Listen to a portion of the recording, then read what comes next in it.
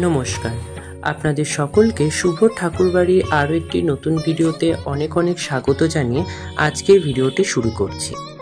আজকের পর্বে আলোচ্য বিষয় হলো 2025 অম্বুবাচী কবে, কখন শুরু কখন শেষ, বাড়িতে কি পুজো করা যাবে, সন্ধে দেওয়া ও শাঁখ বাজানো যাবে, কি নিষেধ ও কি করবেন, আমদুধ কবে এবং কেন খেতে হয়, এই সব কিছুই আলোচনা করব আজকের পর্বে।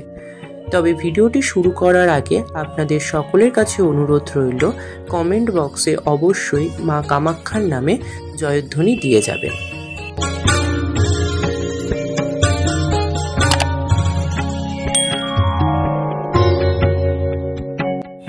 প্রথমেই আমরা জেনে নেব 2025 সাল অর্থাৎ 1432 বঙ্গাব্দে অম্বুবাচীর সময়সূচি। অম্বুবাচীর প্রবৃত্তি বা শুরু হবে 22 জুন 2025 বাংলা 27 আষাঢ় রবিবার দুপুর 2:57 থেকে এবং অম্বুবাচীর নিবৃত্তি বা শেষ হবে 10ই আষাঢ় ইংরাজি 25 জুন বুধবার ভোররাত 3:21। প্রথমেই আমরা জেনে নেব অম্বুবাচী কি। অম্বুবাচী হলো কামাখ্যা দেবীর বা শক্তির পুজোর এক বিশেষ তিথি, যা হিন্দু তান্ত্রিক প্রথার অন্যতম গুরুত্বপূর্ণ। এটি মূলত মা ধরিত্রী বা মাটির ঋতুকাল হিসেবে বিবেচিত হয়। অম্বুবাচী হলো এমন একটি সময় যখন বিশ্বাস করা হয় মা কামাখ্যা বা ধরিত্রী দেবী ঋতুমতী হন। এই সময়কালকে এক ধরনের আত্মিক বিশ্রামের সময় হিসেবে দেখা হয়। ঠিক যেমন নারীরা ঋতুর সময় বিশ্রামে থাকেন, তেমনি দেবীকেও এই সময় সেবা উপাসনা থেকে বিরত রাখা হয়। এটি মূলত আষাঢ় মাসের সপ্তমী তিথি থেকে শুরু হয়ে দশমী পর্যন্ত পালন করা হয়। কামাখ্যা মন্দির, যেটি অসমের গুয়াহাটিতে অবস্থিত, এই উৎসবের প্রধান কেন্দ্র হলো সেই স্থান। এবারে আমরা জানব কেন এই অম্বুবাচী পালন করা হয়। ধার্মিক বিশ্বাস। এই সময় দেবীকে বিশ্রাম দেওয়া হয়। এটি এক আত্মিক পবিত্রতা ও শক্তির পুনর্জন্মের সময়। ভূমির উর্বরতা। এই সময় প্রকৃতির মধ্যে এক প্রজননশীল শক্তি কাজ করে, যা কৃষিকাজ ও প্রাকৃতিক সামঞ্জস্যের প্রতীক। তান্ত্রিক সাধনা। তন্ত্রমতে এই সময় সাধনার জন্য বিশেষ শুভ বলে বিবেচিত হয়। এবারে আমরা জানব অম্বুবাচীর সময় কি কি করা নিষেধ। 1. ঘরে দেবতার পুজো বন্ধ থাকে। 2. মন্দিরে প্রবেশ নিষিদ্ধ। 3. নতুন কোনো শুভ কাজ যেমন বিবাহ, গৃহপ্রবেশ, নামকরণ করা হয় না। 4. সন্ধ্যা প্রদীপ, শঙ্খধ্বনি, ঘণ্টার শব্দ বন্ধ রাখা হয় অনেক ঘরে। এবারে আমরা জানব অম্বুবাচীর শেষে অর্থাৎ নিবৃত্তিকালে কি করা হয়। চতুর্থ দিনে দেবী আবার পুজোর যোগ্য হন। একে শুদ্ধি পর্ব বা নিবৃত্তি উৎসব বলে। তখন আবার পুজো শুরু হয়, প্রসাদ বিতরণ হয়। এরপরে আমরা জেনে নেব অম্বুবাচীর মাহাত্ম্য। এটি নারীত্ব ও প্রাকৃতিক ঋতুচক্রকে সম্মান জানানোর এক প্রতীক। মা ধরিত্রী ও মা কামাখ্যার রূপে নারীর জীবন শক্তিকে উদযাপন করা হয়। এটি শুধু ধর্মীয় উৎসব নয়, বরং এক ধরনের সাংস্কৃতিক ও প্রাকৃতিক চেতনার প্রতিফলন। এরপরে আমরা জানব অম্বুবাচীতে কি বাড়িতে পুজো করা যাবে। অম্বুবাচীর সময় বাড়িতে পুজো করা উচিত নয়, কারণ এই সময়টি মা ধরিত্রী বা কামাখ্যা দেবীর ঋতুকাল হিসেবে বিবেচিত হয়। এই সময় দেবী বিশ্রামে থাকেন, তাই তাকে পুজো বা গৃহদেবতার সেবাও বন্ধ রাখার বিধান রয়েছে। অম্বুবাচীতে বাড়িতে পুজো না করার কারণ। 1. ধর্মীয় বিশ্বাস অনুযায়ী এই সময় দেবী অপবিত্র হন এবং বিশ্রামে আছেন, তাই তাকে বিরক্ত না করে পুজো থেকে বিরত রাখা উচিত। 2. গৃহদেবতারাও সেবা বন্ধ থাকে। নতুন ফুল, জল, ধূপ, প্রদীপ ইত্যাদি দেওয়া হয় না। 3. শঙ্খ, ঘণ্টা, সন্ধ্যারতি সাধারণত এই কয়েকদিন বন্ধ থাকে। কোন ক্ষেত্রে ব্যতিক্রম হতে পারে। রোজকার মানসিক জপ বা ধ্যান করা যেতে পারে, তবে মূর্তির সামনে বা পুজোর নিয়ম মেনে কিছু না করাই উচিত। গৃহস্থালির দৈনন্দিন কাজ যেমন রান্নাবান্না, জল তোলা এগুলি চলতে পারে, কিন্তু পুজোর মতো পবিত্র কাজ এড়িয়ে চলা উচিত। কখন আবার পুজো শুরু করা যাবে? চতুর্থ দিনে অর্থাৎ নিবৃত্তির দিন সকালে গঙ্গার জল দিয়ে গৃহদেবতাকে শুদ্ধ করে আবার পুজো শুরু করা যায়। অনেক পরিবারে ওই দিন গঙ্গা স্নান, গৃহশুদ্ধি ও নতুন ধূপ প্রদীপ দিয়ে দেবীকে আহ্বান জানিয়ে পুজো শুরু করা হয়। আমরা জানবো এই সময় সন্ধে দেওয়া ও শাঁখ বাজানো যাবে কিনা। অম্বুবাচীর সময় সন্ধে দেওয়া অর্থাৎ প্রদীপ জ্বালানো ও শঙ্খ বাজানো সম্পর্কে প্রথা ও বিশ্বাস কিছুটা ভিন্ন হয় অঞ্চল ভেদে।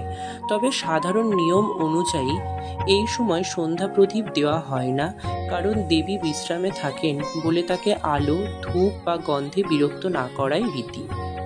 শঙ্খ বাজানো নিষেধ। শঙ্খধ্বনি শুভ অনুষ্ঠানের প্রতীক। অম্বুবাচী সময়টিকে বিশ্রামের সময় বলে বিবেচনা করা হয়, তাই জাঁকজমকপূর্ণ ধ্বনি যেমন শঙ্খ বা ঘণ্টা বাজানো এড়িয়ে চলা উচিত। এই সময় ঘণ্টা, ঢাক, কাসর ইত্যাদিও বন্ধ থাকে।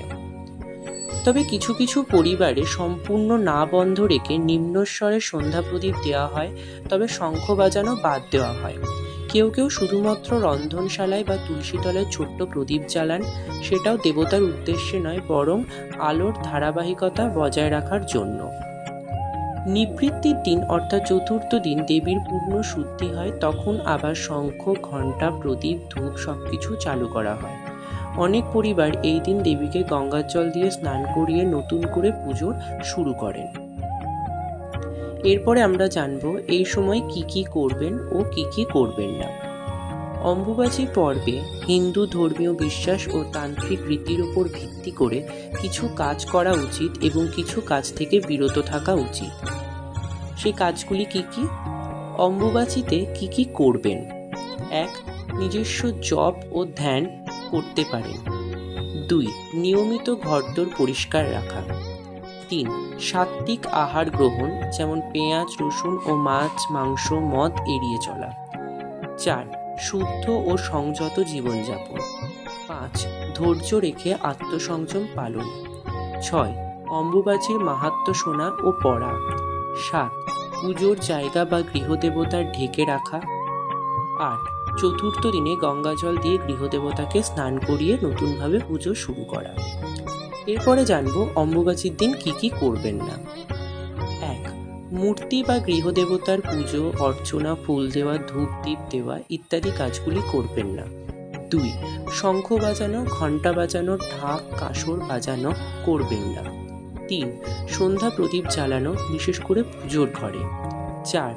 মন্দিরে যাওয়া বা পবিত্র স্থান স্পর্শ করা। 5. শুভ কাজ করা, যেমন বিয়ে, গৃহপ্রবেশ, নামকরণ ইত্যাদি। 6. মাংস, মদ, পেঁয়াজ, রসুন খাওয়া। 7. নতুন জিনিস কেনা বা ব্যবহার শুরু করা। 8. যে কোনো নতুন পবিত্র বা সাংস্কৃতিক উদ্যোগ শুরু করা। নিবৃত্তির দিন অর্থাৎ চতুর্থ দিনে কি কি করবেন? 1. গৃহদেবতাকে গঙ্গার জল ও সাধারণ জল দিয়ে স্নান করানো। 2. নতুন ফুল, ধূপ, প্রদীপ দিয়ে পুজো শুরু করা। 3. শঙ্খ ও ঘণ্টা বাজাইয়ে পুনরায় পুজো চালু করা। 4. প্রসাদ বিতরণ ও শুভ কাজ পুনরায় শুরু করা। এবারে আমরা জেনে নেব অম্বুবাচীর সময় কেন আমদুধ খেতে হয়। অম্বুবাচীর সময় আম ও দুধ খাওয়ার প্রথা একটি বিশেষ লোকাচার, যার পিছনে ধর্মীয় ঋতুচক্র ও আয়ুর্বেদিক গুরুত্ব রয়েছে। এটি মূলত নিবৃত্তির দিন বা চতুর্থ দিন পালন করা হয়। অম্বুবাচীতে আমদুধ কেন খেতে হয়? ধর্মীয় অর্থে অম্বুবাচীর শেষ দিনে দেবী কামাখ্যা আবার পুজোর যোগ্য হন। এই দিন দেবীর শুদ্ধি উপলক্ষে আনন্দ ও প্রসন্নতা প্রকাশ করা হয়, যার অংশ হিসেবে মিষ্টি ও শুভ খাদ্য গ্রহণ করা হয়। আম দুধ খাওয়া হয় উৎসবের রূপে ও দেবীর প্রসাদ রূপে। 2. ঋতু ও প্রকৃতির দৃষ্টিকোণ থেকে আষাঢ় মাসে গ্রীষ্ম শেষে বর্ষার আগমন হয়। এই সময় আম শেষের দিকে ও দুধ সহজলভ্য। আম ও দুধ একসঙ্গে খেলে শরীর ঠান্ডা থাকে ও পুষ্টিও মেলে, তাই এটি একটি ঋতুভিত্তিক স্বাস্থ্যকর খাদ্য। 3. তান্ত্রিক ও আয়ুর্বেদিক ব্যাখ্যা অম্বুবাচীর সময় শরীর ও মনের সংযম রাখা হয়। শুদ্ধিকালের দিনে দুধ ও ফল খাওয়া মানে শরীরকে আবার শক্তি দেওয়া ও বিশ্রাম শেষে ফিরে পাওয়া। এবারে জেনে নেব এই আম দুধ কখন খাওয়া হয়। অম্বুবাচীর চতুর্থ দিন অর্থাৎ সকালে স্নান ও দেবীর শুদ্ধি পূজা শেষে অনেকে গৃহদেবতার সামনে আম দুধ নিবেদন করে খেয়ে থাকে। মনে রাখবেন, এটি কোনো বাধ্যতামূলক নিয়ম নয়, বরং লোকাচার ও ঐতিহ্যের অংশ। কিছু অঞ্চলে আম দুধের সঙ্গে চিড়ে বা মিষ্টিও খাওয়া হয়। আজকের ভিডিওটি এইটুকুই রইল বন্ধুরা। আশা করি আজকে আমার এই ছোট্ট ভিডিওটি তোমাদের নিশ্চয়ই ভালো লেগেছে।